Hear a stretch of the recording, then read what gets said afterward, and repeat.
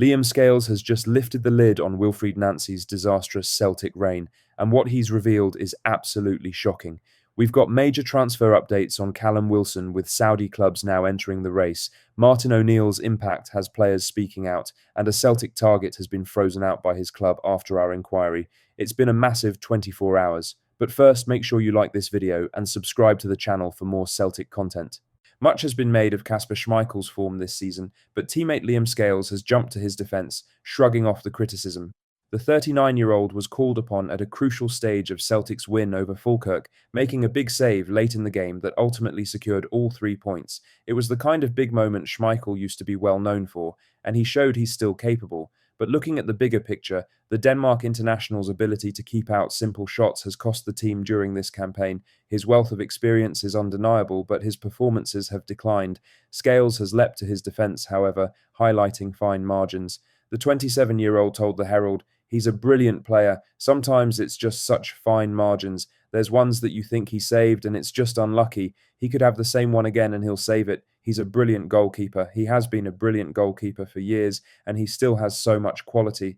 I think he's pulled brilliant saves out for us over the season, especially Wednesday night as well. He made some great saves and they won us the game. It's good to see. It's brilliant to have a goalkeeper behind you performing like that." It looks unlikely that the Hoops will be in for a new goalkeeper during this transfer window, despite rumours. A striker is the clear priority, but there will come a time when the long-term goalkeeper situation must be addressed. They face Auchinleck Talbot this Sunday in the Scottish Cup 4th round, meaning Martin O'Neill may give Viliami Sinisalo a rare opportunity to prove his worth. The 24-year-old last featured against Livingston under Wilfried Nancy, but has seen his game time limited since arriving from Aston Villa in July 2024. Now for the main story, as journalist Ben Jacobs has provided a further update on Celtic's interest in Callum Wilson, revealing that clubs in Saudi Arabia are also circling as the striker's situation at West Ham continues to develop.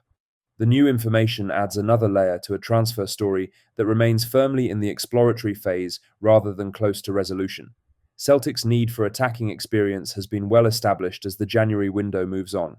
Injuries and a lack of reliable depth have placed extra strain on the squad during a demanding run of fixtures. Against that backdrop, Wilson's name continues to sit among a group of short-term options being assessed.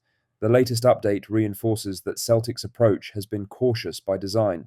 Rather than rushing into talks with West Ham, the club have focused on understanding the player's position first.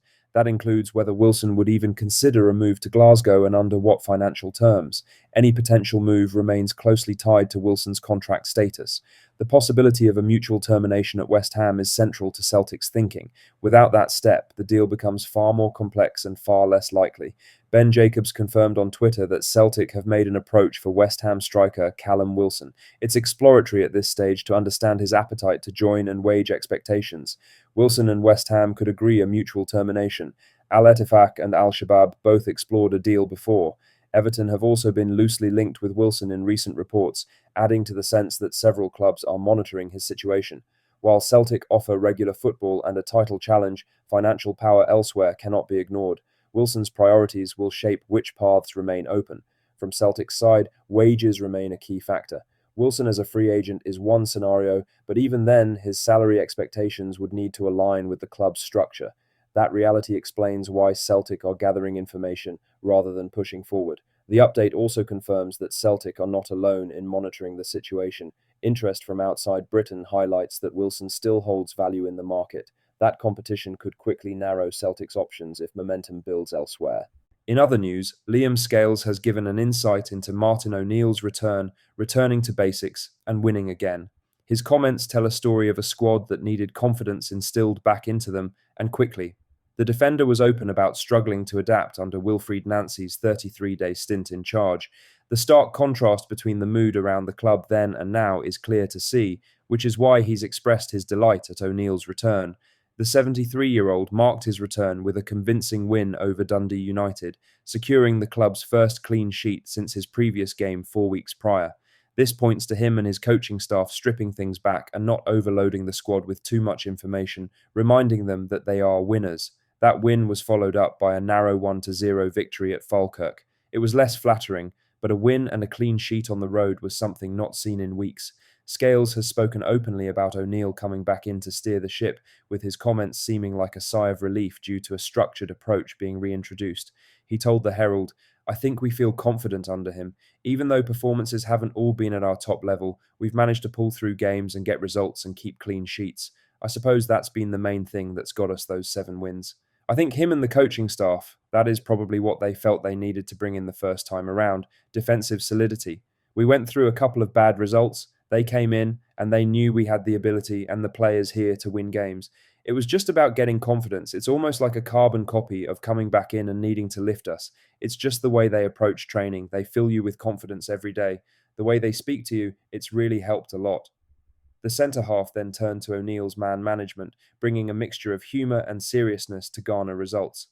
"I think all of the lads do have a good relationship with him. It's funny, he'll say a good thing about you and then follow it up with a bad thing. You take it in good spirits.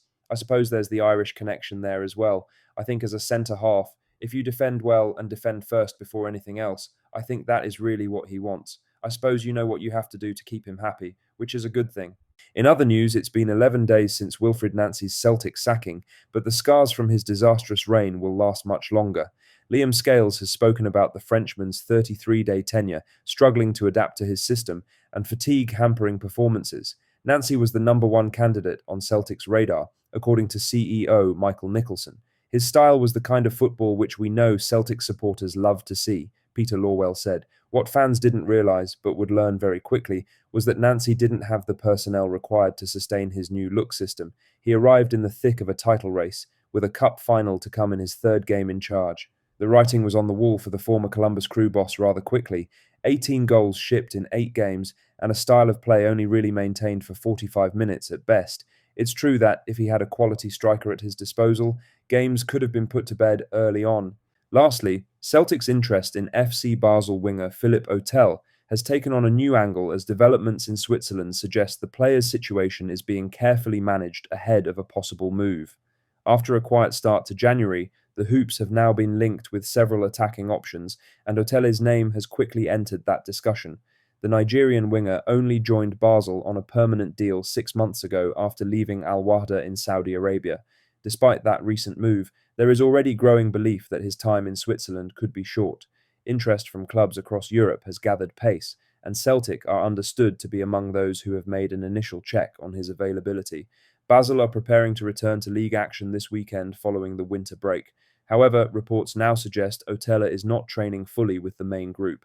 Instead, he is said to be working separately, with the intention of avoiding any injury that could complicate a potential transfer before the window closes. While that does not confirm a deal is close, it does point to movement behind the scenes. And that's it for today's Celtic news. Make sure you hit that like button, subscribe to the channel, and drop a comment below with your thoughts on these stories. We'll see you in the next one. Hail, hail.